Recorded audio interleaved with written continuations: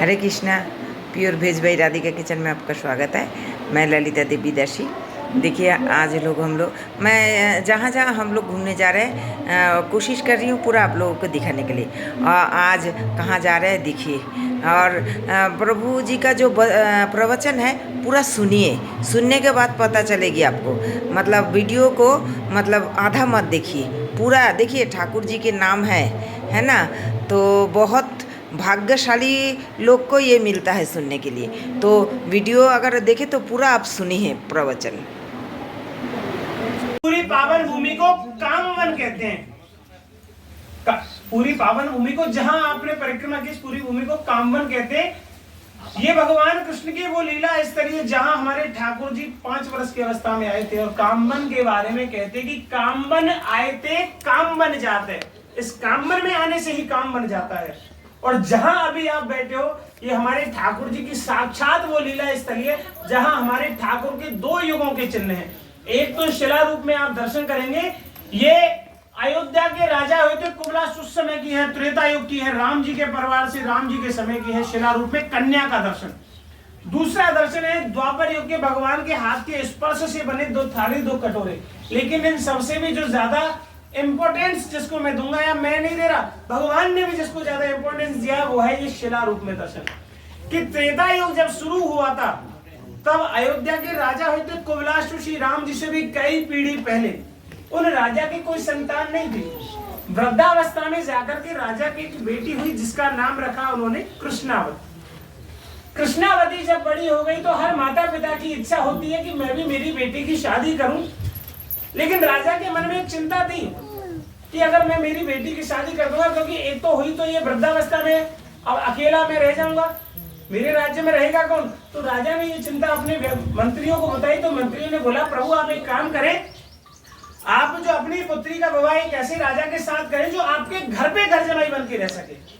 राजा आप बोले नहीं प्रभु क्या अपराध कर रहे हैं आप, बार बार मना किया फिर भी आप बोलते हैं। जाने क्या हमको आनंद आता है कि जब कथा होती है तो ये कलयुग का प्रभाव होता है, हम लोग मानते ही नहीं है, बोलना अच्छा लगता है हमको, थोड़ा शांति से सुने। तो कृष्णावती मैया की शादी राजा मंत्रियों ने बोला कि आप वैसे राजा से विवाह कर रहे हैं जो आपके घर पे घर जमाई बने। कृष्णावती मैया की शादी कराई है सोमवंश के राजा सूरसेन के साथ। कृष्णावती अपने पति को लेकर के अपने पिता के घर यानी अपने मायके अयोध्या में रहने लगी। काफी समय जब बीत गया है तो एक दिन कृष्णावती मैया के जो पिता थे राजा कुबलाश के मन में विचार आया कि क्यों ना मैं पास के राज्य भद्रावती पे आक्रमण कर दूं, इससे मेरा राज्य थोड़ा और बढ़ जाएगा। हम लोगों के मन में भी आता है जब हमारे घर परिवार में कोई शादी या कोई फंक्शन होता है, घर थोड़ा छोटा लगता है कि जब रिश्तेदार बहुत आ जाते हैं लगता है कि एक कमरा और होना चाहिए, इसमें ये सब लोग इसमें रुक जाते हैं। राजा के मन में आया क्योंकि राजा तो अपने राज्य को बढ़ाते हैं। तो जैसे ही वो अपने जमाई को साथ लेकर पड़ोस के राज्य भद्रावती पे गए हैं, उस राज्य के राजा थे सुकेतमान। सुकेतमान राजा के हाथों कृष्णावती के पिता और पति दोनों मारे गए। ये कृष्णावती अकेली हो गई और अकेली होने पर इन्होंने भगवान की एकादशी के व्रत का संकल्प लिया और व्रत को करते करते इनको भी वृद्धावस्था प्राप्त हो गई। लेकिन हमारे भगवान प्रसन्न नहीं हुए। हम सोचते हैं ये प्रभाव भी कुछ ऐसा कि हम सोचते हैं कि हमारे भगवान हमारे पैसे से प्रसन्न होते हैं। सोचते हैं हम कि 100 चढ़ा दो, नहीं 1000 लाख करोड़ चढ़ा दो, शायद हो सकता है जितना ज्यादा अमाउंट हम बढ़ाएंगे उससे ज्यादा जल्दी भगवान प्रसन्न होंगे। ना तो हमारे भगवान हमारे पैसे से प्रसन्न होते, पहली बात तो हमारा तो है ही नहीं कुछ। ये शरीर भी हमारा नहीं, उधार का लिया हुआ शरीर है, उधार ही चला जाता है, हमारा तो कुछ है ही नहीं, सब कुछ उनका दिया है। हम सुमेरु पर्वत के बराबर का सोना कर दे दे ना किसी को तो एक सांस नहीं खरीद सकते हम लोग, ये सब उनका दिया। तभी तो कहते हैं कि तेरा तुझको अर्पण क्या लागे मेरा। तो कृष्णावती मैया के भगवान हम लोग सोचते ना कि चलो पैसा दे देते, भंडारा कर दे, परिक्रमा कर ले, ना भगवान हमारे दान को स्वीकार करते हैं, ना भगवान हमारे परिक्रमा से प्रसन्न होते हैं, ना भंडारा से प्रसन्न होते। भगवान प्रसन्न होते हैं तो केवल और केवल हमारे भाव से, कि किस भाव से क्या दान कर रहे हैं, किस भाव से परिक्रमा दे रहे हैं, किस भाव से क्या सेवा कर रहे हैं। भगवान हमारे भाव से प्रसन्न होते हैं।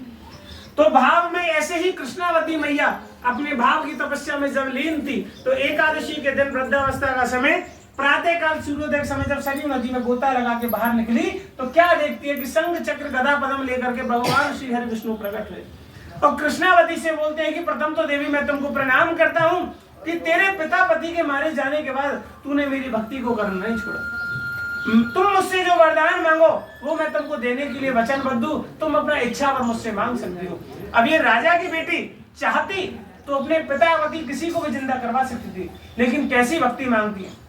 अगर आप लोगों से मैं कह दूं ना कि आप लोग या भगवान कोई भी कहते हैं कि आप पत्थर का बना लो अपने शरीर को, एक अंग को बना लो, एक हाथ को कह दें कि इस हाथ को या इस हाथ को किसी को 5 साल के लिए आप लोहे के उसमें बंद करके रख दो, तो आप स्वीकार नहीं करोगे। आपको जब कोई कितना पैसा दे दे, इस हाथ को कटवा लो, कुछ भी कर लो, कोई स्वीकार नहीं करेगा। क्या बोल रही है कि प्रभु अगर आप मुझको सच में ही कुछ देना चाहते हैं तो एक ऐसी अचल भक्ति दे कि जैसे अहिल्या माता पति के श्राप से पत्थर की शिला बनेगी, जिसका आपके चरण से उद्धार होगा, ऐसे ही मुझे भी आप एक ऐसी भक्ति दे कि मैंने पूरा जीवन अकेला बिताया। कि एक परीक्षा तो मेरी तब हुई है जब मेरे पिता पति मारे गए, मैंने पूरा जीवन अकेला बिताया। एक परीक्षा प्रभु मैं आपसे और मांगती हूँ कि मेरा उद्धार आपके ही हाथों से हो, कि प्रभु मैं एक ऐसी जड़ शिला बनूं, मैं एक ऐसी पत्थर की शिला बनूं जिस शिला के ऊपर प्रभु आप बैठ जाएं, बाल रूप में आके आप मेरे पास बैठे, और यहाँ बैठ करके जब आप भोजन मेरे ऊपर करेंगे तो आपके मुखारविंद की जो झूठन होगी ना, वो झूठन जब मेरे इस पत्थर रूपी शरीर पे जब गिरेगी, उसका स्पर्श जब मेरे शरीर पर होगा, उस झूठन के स्पर्श से ही मेरा उद्धार हो। प्रभु ये वरदान अगर आप दे तो मुझे स्वीकार है। तो भगवान, हमारे भगवान इतने भक्त वत्सल है, प्रसन्न होकर कहा है तथास्तु कृष्णावती, मैं तुमको ये वरदान देता हूँ कि तुम शिला रूप में अवश्य बनोगी, लेकिन क्षमा करना देवी, इस त्रेता युग में मैं तुम्हारा उद्धार नहीं कर सकता, क्योंकि त्रेता में मुझे राम रूप में अवतार लेना है, मैं मर्यादा में रहूंगा। क्योंकि भगवान राम ने माता सीता को एक पत्नी का वचन दिया था। वो तो गौतम ऋषि ने उपाय यही बताया था जब माता पत्थर की शिला बनाई श्राप से, कि राम आएंगे तो ही उद्धार होगा, कि जैसे राम ताड़का मारी तैसे ही राम अहिल्या तारी।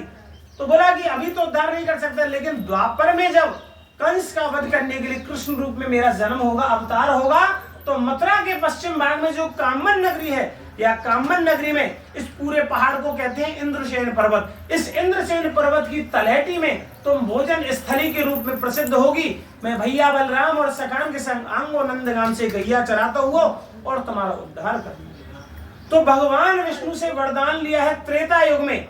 त्रेता युग की आयु है 12,96,000 साल, द्वापर 8,64,000 साल का। अगर एक टोटल जोड़े ना, अप्रोक्स जोड़े तो 21.5 लाख साल हो जाते हैं दोनों युगों को। 5,500 कलयुग का चल रहा है अभी, तो 21,70,000 साल कुछ ऐसा निकल के आता है। तो भगवान से वरदान पाया है, ये शिला रूप में जो दर्शन करें, ये वही राजा की बेटी है कृष्णावती मैया। हमारे ठाकुर जी आए हैं नंदगाम से कामन, और कितने वर्ष के लाला थे? 5 वर्ष के हैं हमारे ठाकुर जी महाराज। या कन्या रूपी शिला के लिए दर्शन के लिए आए हैं।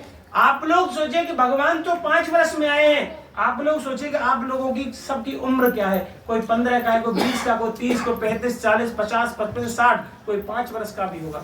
जो 5, 10, 15 का ना, उस पर सोचिए कि कितनी बड़ी कृपा है कि कितनी जल्दी ठाकुर जी ने दर्शन के लिए बुलाया। और जो 40, 50, 55, 60 के ना, वो सोचो, पर कृपा ये देखिए कि एक बार दर्शन करने के लिए आज आपको यहाँ बुलाया है। आप अपनी इच्छा से नहीं आए हैं, आपको बुलाने वाली शक्ति ये है, क्योंकि इन्होंने किसको मजबूर किया? खुद 5 वर्ष के ठाकुर को मजबूर किया। नंदगाम से कामन आए हैं 14 किलोमीटर पैदल पैदल, ऊपर पहाड़ में गैया छोड़ी है, या कन्या रूपी शिला पे आके भगवान बैठ गए हैं।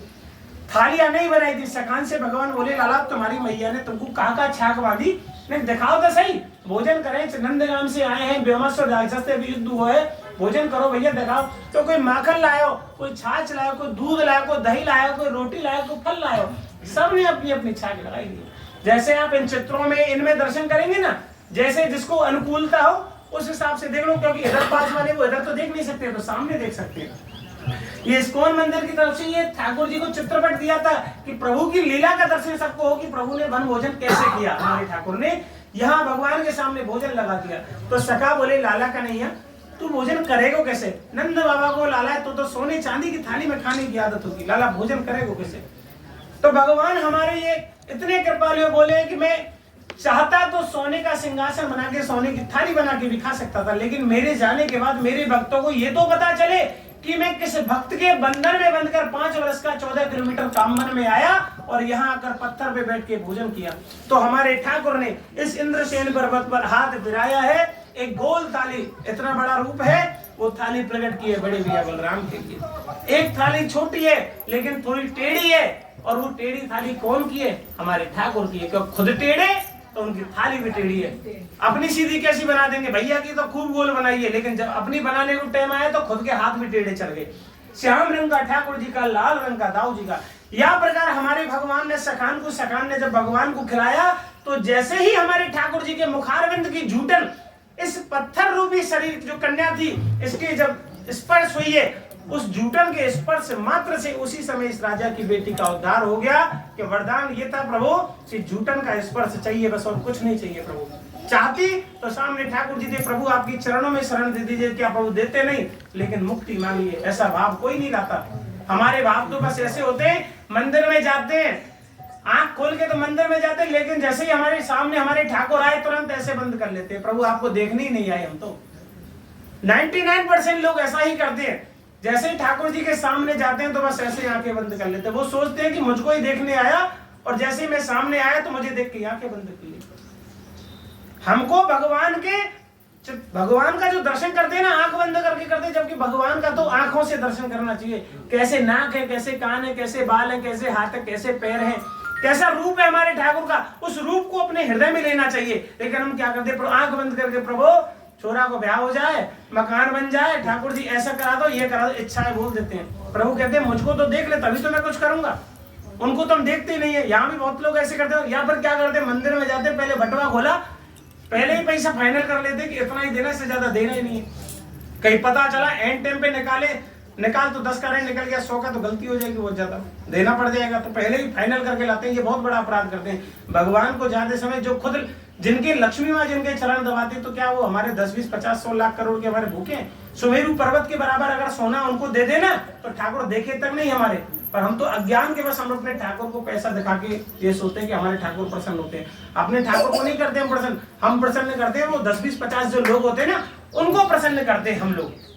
कि हम लोग किसी मंदिर में गए, 1 लाख कर दिया, 1 लाख बोल दिया, उनको दिखा दिया, फोटो डलवा दिया कि साहब 1 लाख फलाने वैष्णव के द्वारा यहाँ दिया गया, और उसका भी हम फोटो सोशल मीडिया पे डलवा देते, 10 लोगों को बता देते। आपको पता नहीं है कि 1 लाख के बाद में जो लास्ट वाली डिजिट होती है ना, वो जिसको बोलते हैं 0, वो बताने से जिसने भी आप जैसे ही आपने किसी को बताया, सोशल मीडिया पे डाला, कहीं डाला, वो आपका 1 लाख भगवान के जो रजिस्टर होता है, चित्रगुप्त जी का रजिस्टर होता है। जब आप ऊपर जाएंगे कि क्या किया आपने, जब वहां चित्रगुप्त जी बताएंगे कि साहब आप गए थे उस स्थान पे, आपने 1 लाख किया, लेकिन वो 10 लोगों को बता दिया, तो तुरंत क्रॉस हो जाता है, वो काउंट नहीं होता।